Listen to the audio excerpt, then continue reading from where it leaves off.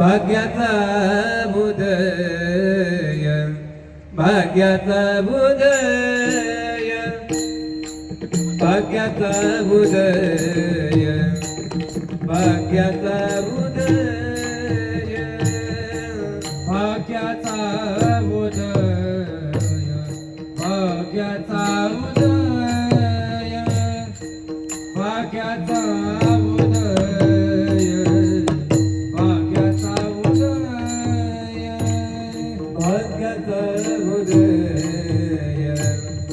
भाग्याचा उदय, भाग्याचा उदय, भाग्याचा उदय, भाग्याचा उदय, भाग्याचा उदय, भाग्याचा उदय, भाग्याचा उदय, भाग्याचा उदय, देहे जोडी संत पाय, देहे जोडी संत पाय, चेतुनिया लुटवू माता, चेतुनिया लुटवू माता, देहे जोडी संत पाय, देहे जोडी संत पाय, चेतुनिया लुटवू माता, चेतुनिया लुटवू माता, मरणावाचनी सर्वथा, मरणावाचनी सर्वथा, चेतुनिया लुटवू माता,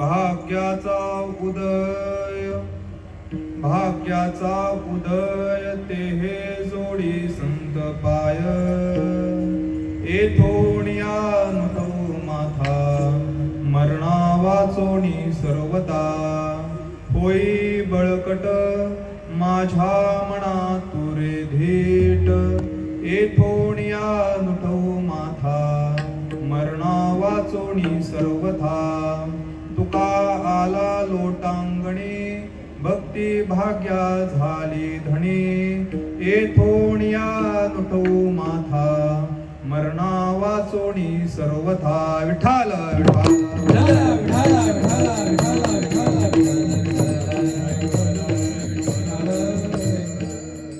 पांडुरंगा करो प्रथम नमन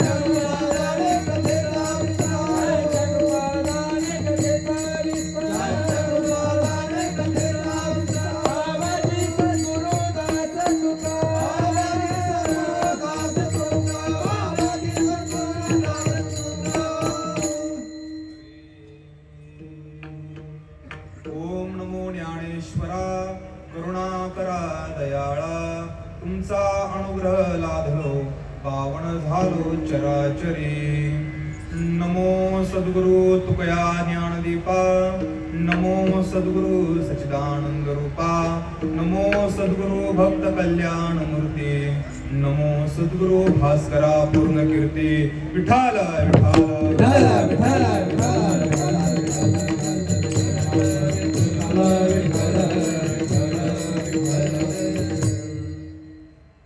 उतरणी घ्यायची तिकडे माझी.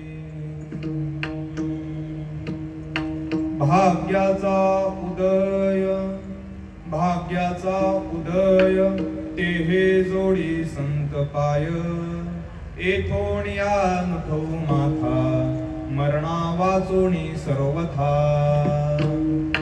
होई बळकट माझ्या मना तुरे धीट येथोनिया नुठो माथा मरणा वाचोनी सर्वथा तुका आला लोटांगणी भक्ती भाग्या झाली धणी येथोनिया नुठो माथा मरणा वाचोनी सर्वथा विठाल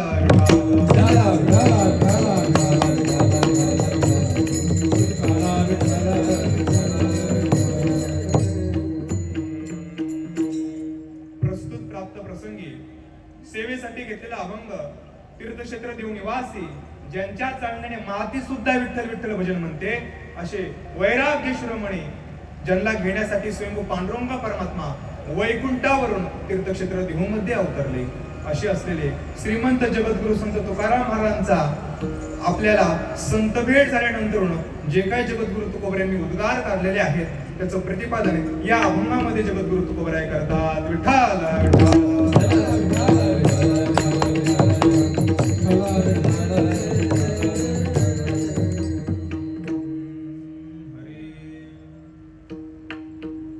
चालू असलेली कीर्तन सेवा आणि या कीर्तन सेवेचा परिहार देणं अगत्याचा आहे. आपल्या भिवंडी तालुक्यामध्ये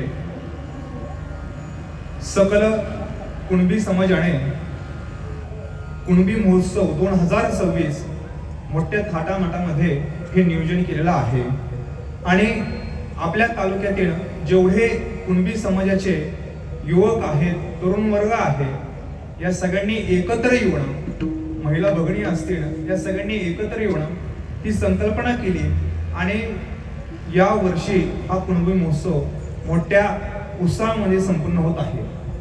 मगाशी विश्वनाथजींशी चर्चा करत असताना आपले दीपकजी पाटील असतील त्यांनी मला सांगितलं की जवळजवळ 20 ते 25 वर्ष झालं आपल्या भिवंडी तालुक्यामध्ये कुणबी महोत्सव संपन्न होत आहे आणि यंदाच्या वर्षी मागची फळी आता निघून गेलेली आहे पण तरुण मुलांनी अत्यंत उत्साहाने येऊन प्रत्येक तालुक्यातील प्रत्येक गावातला एक एक तरुण आता ती सगळी यादी तर वाचू नाही शकत आणि सगळ्या आपल्या उत्सवातील जे सगळे आहेत सगळ्यांनी विनंती केली की महाराज कुणाचंही नाव घेऊ नका.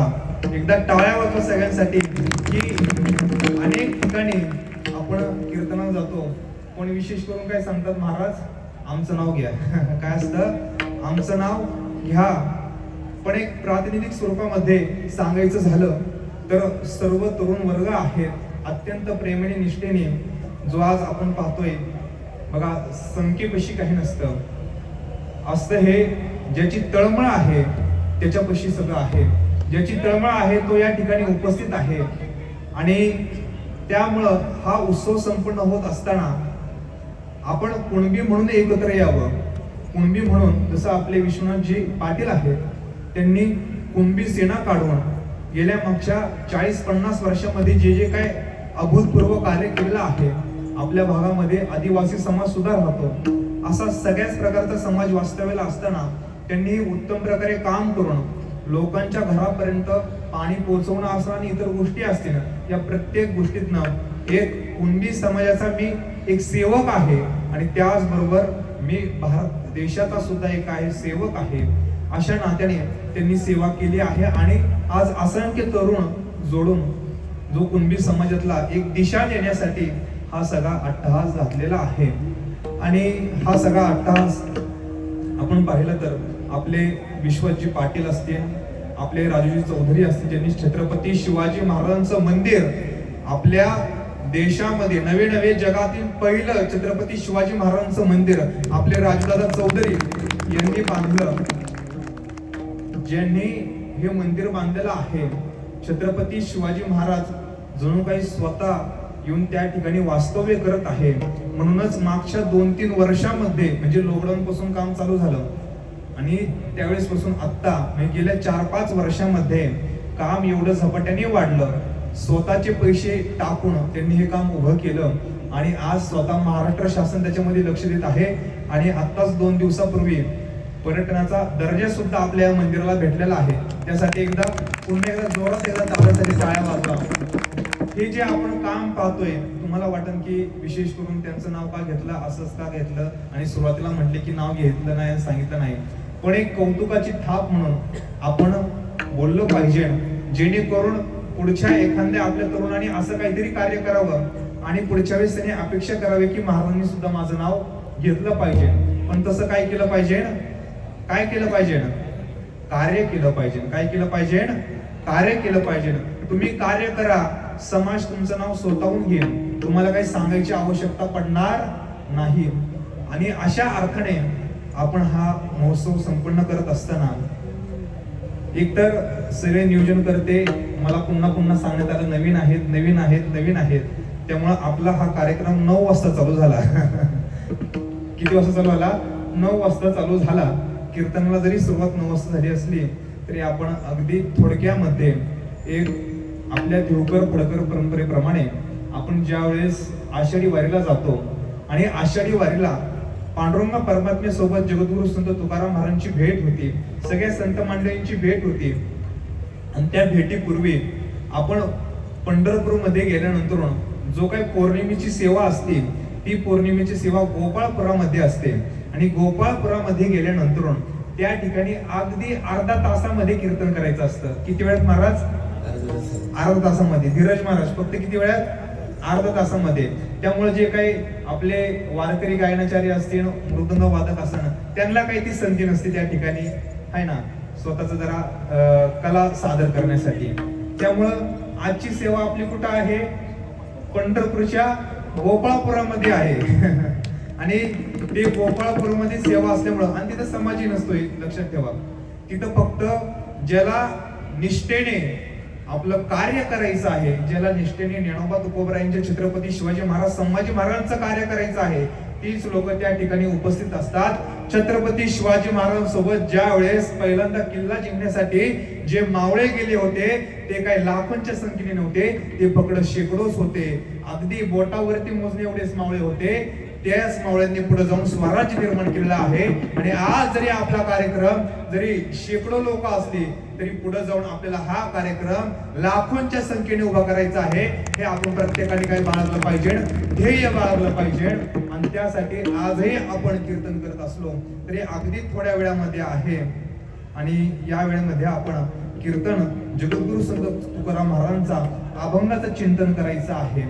बघा, वेळ जरी कमी असला तरी अभंगाचं चिंतन आपल्याला परिपूर्ण करायचं आहे. विठ्ठल विठ्ठल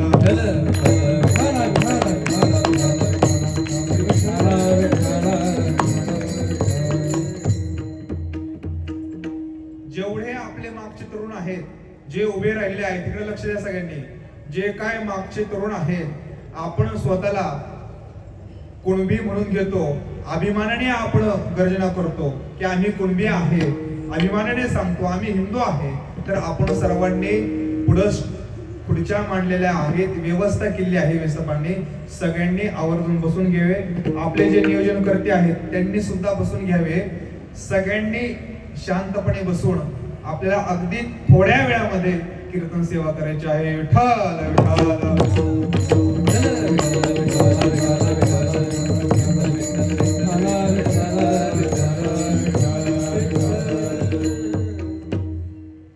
जगद्गुरु संत तुकाराम महाराज या अभंगामध्ये जे काही उद्गार काढलेले आहेत, भाग्याचा उदय, तुकोबरायांनी सुरुवातीला सांगितलं आहे की भाग्याचा उदय झाला आहे. का बरं जगद्गुरु तुकोबरायांच्या आयुष्यामध्ये भाग्याचा उदय व्हावा आणि त्यांनी म्हणावं की आमचं भाग्य थोर आहे. जगद्गुरु तुकोबराय म्हणतात, आम्हाला संत भेट झाली आहे, संतांची भेट झाली, त्यामुळे आमच्या आयुष्यामध्ये भाग्याचा उदय झालेला आहे. आपण म्हणून की बाबा संतांची भेट झाल्यानंतर एखाद्याला काय वाटतं की बाबा भाग्याचा उदय झाला, तुकोबऱ्यांना भाग्याचा उदय झाला, तुकोबरे असं म्हणतात. पण आपण पाहिलं तर प्रत्येकाला संत भेटीनंतर भाग्याचा उदय होईलच हे काही सांगू शकत नाही. का नाही सांगू शकत? कारण की त्यांना संतांचा परिचय नसतो. संत तुमच्या आमच्यासाठी काय करतात हे सुद्धा माहिती नसतं. बाबा ज्ञानोबा तुकोबऱ्यांनी काय केलं, संतांनी काय केलं, संतांची आपल्याला भूमिकाही माहिती नसती. जो काय हा भारत देश आहे, या भारत देशामध्ये जे काय संत मंडळी अवतीर्ण झाले ती म्हणजे ही महाराष्ट्र भूमी आहे. आणि या महाराष्ट्र भूमीमध्ये ज्या संतांनी जन्म घेतला, मग ते निवृत्तीनाथ महाराज असन, ज्ञानेश्वर महाराज असन, ते जगद्गुरु संत तुकाराम महाराजांपर्यंत असन, सगळे सकल संत मंडळी असन, चोखोबरे असतील, रंका महाराज असतील, मंका महाराज असतील, मुक्ताई माता असन, जनाबाई माता असन, एकनाथ महाराज असन, नामदेवराय असतील, या सगळ्या संतांनी या भूमीमध्ये जन्म घेतला. आणि तुमचं आणि आपलं आयुष्य जे आहे त्यासाठी त्यांनी रक्ताचं पाणी करून जे वाङ्मय निर्माण केलं ते म्हणजे संत साहित्य आपण त्याला म्हणतो. आणि त्या संत साहित्याचे आपण गेले अनेक वर्ष, जवळ 700-800 वर्ष झालं, हे जे काही वारकरी आहेत ते नित्यनी सेवा करत आहेत. त्या संतांचं महत्व काय आहे? आज जी तुम्ही आम्ही मराठी बोलतो, लक्ष देऊ नये का, तुम्ही आम्ही जी आज काही मराठी बोलतो ती मराठी कोणाची आहे? ती मराठी ज्ञानोबरायांची आहे, ती मराठी जगद्गुरु तुकोबरायांची आहे. ज्या वेळेस ज्ञानेश्वर महाराजांनी रूप पाहता लोचणे हा जो काही अभंग लिहिला असेल तो आज 700 वर्ष झालं. किती वर्ष झालं? 700 वर्ष झालं. मागच्या 700 वर्षामध्ये आपल्या या भूमीवरती अनेक आक्रमण झाली. इस्लामचं आक्रमण झालं असण, पुन्हा इंग्रजांचं झालं असण, अनेक सगळे आपल्या भाषेमध्ये पर्शियन शब्द मिसळले, उर्दू शब्द मिसळले, इंग्रजी शब्द मिसळले, तरी आपली भाषा जर कुणामुळे टिकली असेल तर हे स्टेजवरती आणि खाली बसले जे आपले सगळे वारकरी बांधव आहेत त्यांनी जे मागच्या 700 वर्षामध्ये जे भजन कीर्तन केलं त्याच्या माध्यमातून ही मराठी भाषा टिकलेली आहे. त्यामुळे यांच्यासाठी एकदा जोरदार टाळ्या वाजवा. जे जे काय वारकरी आहेत त्या वारकऱ्यांनी आपल्या टाळ मृदुंगाच्या गजरावरती अभंग म्हटले असतील, त्याचबरोबर त्यांनी ज्ञानेश्वरी पारायण केला असन, गाथा पारायण केला असन, त्यामुळे ही मराठी भाषा टिकलेली आहे. आणि आमचे सगळे संत कोण होते? वारकरी होते. कोण होते? वारकरी होते. वारकरी पहिले आणि संत नंतर. महाराज लक्ष देऊ नये का? बघा, संत पहिले काय आहेत? पहिले वारकरी आहेत आणि नंतरून संत आहेत. असे तुम्ही अनेक संत पाहिले असतील पण ते वारकरी नाहीत. काय नाही? वारकरी नाहीत. जे वारकरी आहेत आणि त्यानंतर संत झालेत ते आपले ज्ञानोबराय असतील, तुकोबरे असतील, त्यांनी आपल्याला पंढरीची वाट दाखवली आहे. त्यांनी आपल्याला जो काय उपदेश केलेला आहे तो त्यांनी कृतीतनं सुद्धा केला आणि त्यांनी आपल्या लिखाणातनं सुद्धा केलेला आहे. सांगायची गोष्ट अशी आहे, संत आपल्याला 2 माध्यमातून काय करतात? उपदेश करतात. किती माध्यमातनं? 2 माध्यमातनं. पहिला आहे संत आपल्याला लेखनातनं, त्यांच्या वाणीतनं ते उपदेश करत असतात. आणि त्यामुळं ज्ञानेश्वर महाराजांनी जी काही ज्ञानेश्वरी लिहिली आहे, ज्ञानोबरायांची इच्छा काय आहे? ये मराठी याची नगरी, ब्रह्मविद्येचा सुकाळू करी, घेणे देणे सुखची वरी होऊ दे या जगात. या संपूर्ण मराठी नगरीमध्ये नवे नवे या विश्वामध्ये ब्रह्मविद्येचा काय होऊ दे? सुकाळ होऊ दे. बघा, एखादी सत्ता येते, एखादी राज्य सत्ता येते आणि ते काय मानतील, बजेट मांडत असतील किंवा ते आपला जाहीरनामा मांडत असतील. त्यांच्यामध्ये ते काय म्हणतील, आम्ही रोड करू, आहे ना, आम्ही पूल बांधू, आम्ही काय करू, एखादी व्यवस्थापनासाठी बिल्डिंग बांधून देऊ. पण ती म्हणते का आम्ही ब्रह्मविद्येचा प्रसार करू, ती म्हणते का आम्ही ज्ञानाचा प्रसार करू? नाही. ज्ञानेश्वर महाराजांनी संकल्पना मांडली, ज्ञानोबरायांनी ठरवलं, या हा जो काही जीव आहे, या जीवाला जर आत्मज्ञान दिलं तर हा तृप्त होईल. बाकी तुम्ही भौतिक गोष्ट कितीही द्या तरी त्यातनं काय होणार नाही, परिपूर्णता होणार नाही. देहूकर माऊली होते. देहूकर माऊलींची गाथाही कंठस्थ, ज्ञानेश्वरी कंठस्थ. आजही तुम्ही आळंदीला गेल्यानंतर ज्ञानेश्वर महाराजांच्या मंदिराच्या शेजारीच देहूकर माऊलींची संस्था आहे. आणि त्यांचे पटशिष्य असलेले सदानंद गुरुजी, त्यांच्या कीर्तनामध्ये ते सांगत होते की एखाद्या, म्हणजे त्यावेळेस एक 40-50 वर्षापूर्वी, त्यावेळेस सगळ्या शेतामध्ये मोठा असायच्या. आपण सगळे कुणबी समाजाचे आहोत, शेतकरी आहोत. आपल्या सगळ्या पूर्वजांनी काय वापरलेल्या शेतामध्ये मोठा वापरल्यात. मोठा म्हणजे मोठाने काय करायचे, शेताला पाणी द्यायचे. आणि कालांतराने काय आलं, त्या जागी मोटार आलेली आहे, त्यानंतर पंप आले आणि मोठा बंद पडल्या. सुख सुविधा वाढत गेली, म्हणजे जाण्यासाठी, प्रवासासाठी पुन्हा मोटार गाड्या सुद्धा आल्या. म्हणजे व्यवस्था वाढली, व्यवस्थापन वाढलं, सगळे बदल होत गेले.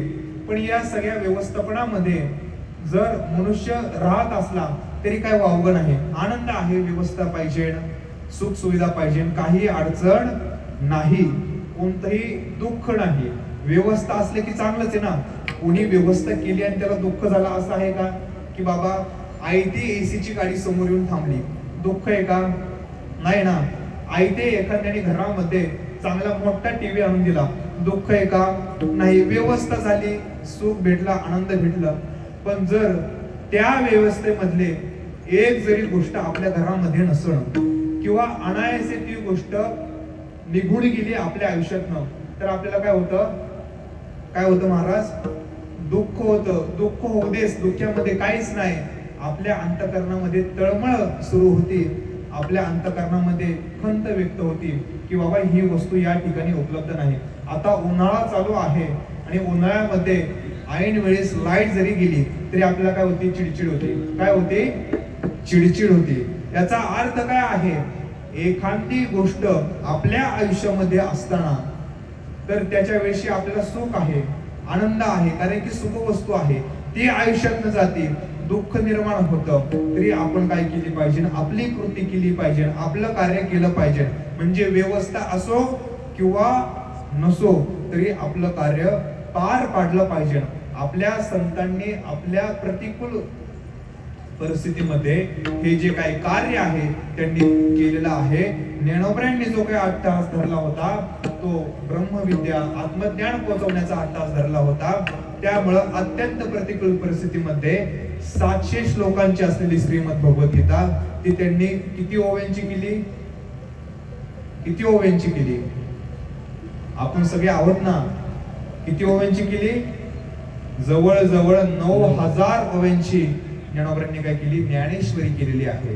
म्हणजे ज्ञानोबरायांचं प्रेम तुमच्या आमच्यासाठी किती आहे? 700 श्लोकांना 700 ओव्या सुद्धा ज्ञानोबरायांना लिहिता आले असते ना, आले असते ना. पण ज्ञानोबरायांनी काय केलं? 700 श्लोकांचा विस्तार करत असताना त्या 9000 ओव्यांच्या केला. याचा अर्थ ज्ञानोबरायांचं मराठी भाषेविषयी प्रेम होतं, मराठी बांधवांविषयी प्रेम होतं, या प्रत्येक समाजातल्या व्यक्तीविषयी प्रेम होतं. म्हणून ज्ञानोबरायांनी आपल्या अंतकरणातनं जे काय ओव्या निर्माण केल्या त्या 9000 ओव्यांच्या झाल्या. विठ्ठल विठ्ठल.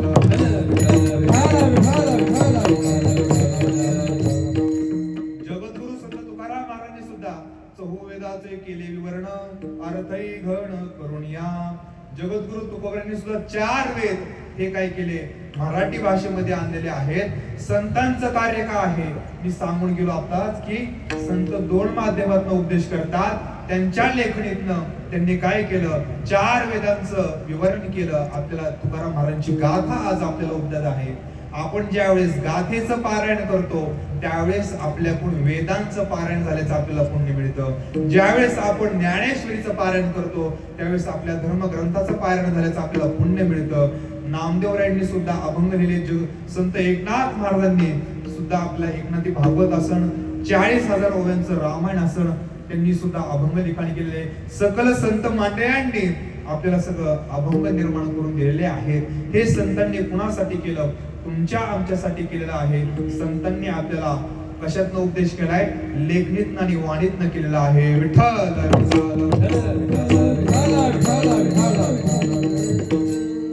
त्याचबरोबर संतांनी आपल्याला त्यांच्या कृतीतनं सुद्धा काय केलेलं आहे? उपदेश केलेला आहे. संतांनी कृतीतनं कसा उपदेश केला तुम्ही म्हणसान बघा. तैसे संत जगी क्रिया करुणे दाविते अंगी, अर्भकाचे साठी पंते हाती धरले पाटे. बघा, एखादा जर लहान मुलगा असेल तर त्याला शिकवण्यासाठी जर जसा शिक्षक हातामध्ये पूर्वीच्या काळी काय असायची? पाटी असायची, पेन्सिल असायची आणि अ काढून दाखवायची. म्हणजे काय करायचे? लेखणी करायचे, लिहून दाखवायचे. शिक्षकाला येत असतं सुद्धा काय करायचे? कृती करून दाखवायचे. कुणासाठी? तर लहान बालकासाठी. अगदी संतांनी सुद्धा, संत ज्ञानेश्वर महाराजांनी शुद्ध पत्रिका मिळवली. कुणासाठी मिळवली? धर्माचं विधिवत पालन करण्यासाठी ज्ञानोबरांनी शुद्ध पत्रिका मिळावी. मला मुंज करण्याचा अधिकार आहे, उपनयन केलं पाहिजे, यासाठी ज्ञानोबरांनी रेड्याच्या मुखातनं वेद बोलवले. हे का केलं? ही कृती कुणासाठी केली? तर ही समाजाने विधिवत धर्माचं पालन करावं त्यासाठी केलं आहे. ज्ञानोबरांना काही आवश्यकता नव्हती, पण ते कुणासाठी केलं? तुमच्या आमच्यासाठी केलं. जगद्गुरु संत तुकाराम महाराजांनी का मिरच्या विकाव्या, कशाला करावा व्यवसाय व्यापार, हा कुणासाठी केला? जे काय पुढचा समाज आहे, जी काय पुढची पिढी आहे, त्यांना प्रत्येकाला समजावं.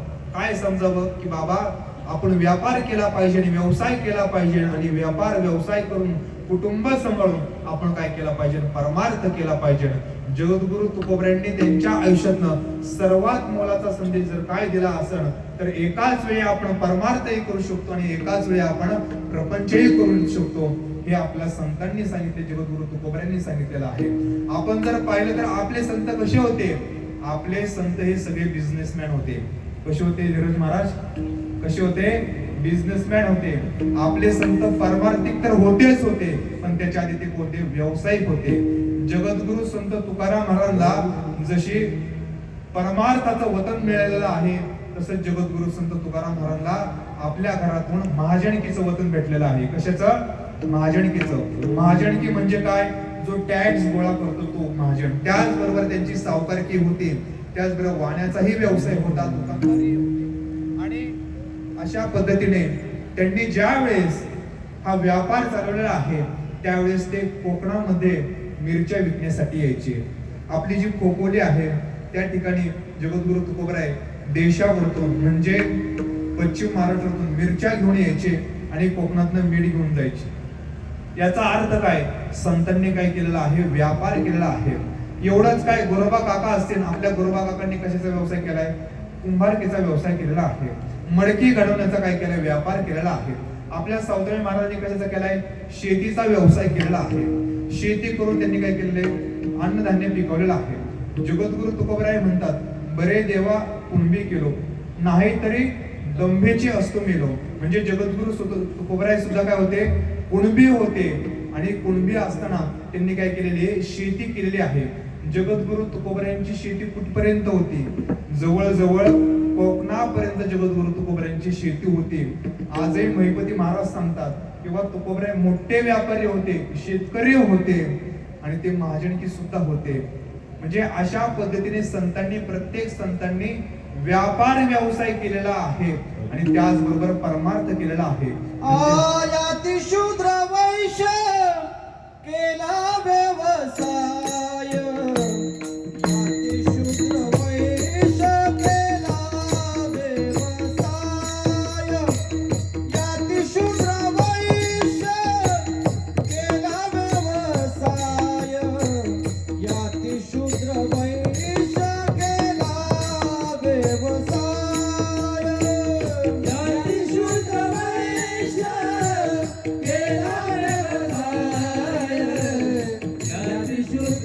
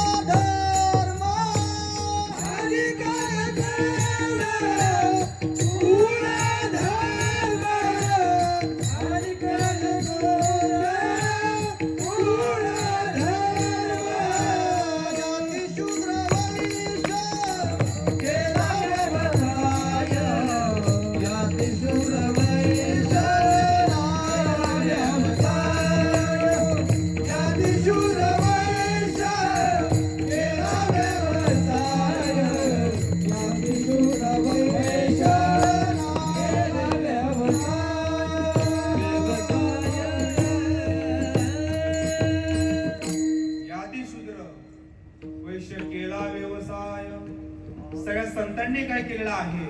आपला व्यापार व्यवसाय प्रपंच सांभाळून त्यांनी परमार्थ केलेला आहे. त्यामुळं आज आपल्या सर्व तरुणांना पहिल्यांदा काय आहे की आपण ही व्यवसाय केला पाहिजे, आपण ही व्यापार केला पाहिजे, नोकरी असेल तर नोकरी केली पाहिजे आणि त्याचबरोबर आपला प्रपंच सांभाळत आपण परमार्थही केला पाहिजे. म्हणजे एखाद्याला काय वाटतं बाबा वारकरी व्हायचं, परमार्थी व्हायचं म्हणजे कुटुंब आणि व्यवसाय सगळं सोडून आपण व्हायचं. बघा संत आपले एवढे शुल्लक नव्हते. एकनाथ महाराज काय होते, जहागीरदार होते, जहागीरदार. त्यांच्याकडं एवढी संपत्ती होती, त्यांना श्रीमंत एकनाथ महाराज म्हणून उल्लेख केला जातो. आजही तुम्ही पहा शांती ब्रह्म एकनाथ महाराजांचं जे काही संस्थान आहे, मंदिर आहे, हजारो एकर त्यांना काय आहे, शेती आहे. का बरं? कारण की संतांनी आपला प्रपंच व्यवसाय पाहून त्यांनी परमार्थ केलेला आहे. सगळे संत हे आपल्या व्यावसायिक ठिकाणी म्हणा किंवा आपल्या भौतिक जगात सुद्धा ते अत्यंत तंतोतंती नीतिवान होते. म्हणजे परमार्थ करत असताना घर कुटुंब वाऱ्यावरती आहे असं कुणाचंच राहणीमान नव्हतं. जगद्गुरु तुकोबरायांचा आपण म्हणतो की बाबा तुकोबराय भोळे भाबडे, भोळे भाबडे. तुकोबरायांसारखे अत्यंत कठोर संत आपल्याला जर पाहिजे असतील तर ते नाथ महाराज असतील, नामदेवराय सुद्धा आहेत, ज्ञानोबराय सुद्धा आहेत. सगळे संत आपल्या आपल्या परीने त्यांनी अत्यंत ताकदीने जे काही समाजामध्ये काही ना काही बदल घडवण्यासाठी प्रयत्न केलेले आहेत. तुकोबरायांचे विशेष सांगायचं म्हटलं तर तुकोबराय म्हणतात, मऊ मेणा होणे आम्ही विष्णुदास, कठीण वज्रास वेद वैसे. अशी म्हणण्याची आपल्या जगद्गुरु तुकोबरायांची हिंमत का आहे? तुकोबराय म्हणतात, आम्ही दिसायला भोळे भाबडे आहोत, मेणाहून मऊ आहे, पण जर आमच्या वाट्याला कुणी गेलं तर त्याचं त्या ठिकाणी भेदन केल्याशिवाय आम्ही राहणार नाही, वज्रासारखे आम्ही कठोर होऊ, अशी जगद्गुरु तुकोबराय म्हणतात. त्यामुळं आपण सर्वांनी संतांकडून काय घ्यावं तर संतांकडून त्यांनी जे काही उपदेश केले, त्यांनी अभंगातनं केले असेल किंवा ओवीतनं केले असेल, आणि त्यांनी जे काही कृतीतनं उपदेश केलेले आहेत तेही सुद्धा आपल्याला घेतले पाहिजे. म्हणजे संतांचं चरित्र सुद्धा आपण वाचलं पाहिजे आणि संतांचा जो काही उपदेश आहे तोही आपण वाचला पाहिजे आणि आपण त्याचा अनुग्रह केला पाहिजे, त्याचं आपण आचरण केलं पाहिजे, अनुसरण आपण केलं पाहिजे, जेणेकरून आपल्याही जीवनामध्ये परिवर्तन होईल. आणि ज्यावेळी जगद्गुरु तुकोबरायांना संतांची भेट होती त्यावेळेस तुकोबराय म्हणतात अभंगाच्या पहिल्या चरणामध्ये,